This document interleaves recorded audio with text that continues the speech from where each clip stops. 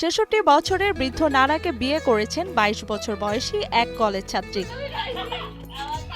দীর্ঘদিনের মধুর সম্পর্কের পর বিবাহ বন্ধনে আবদ্ধ হলেন তারা।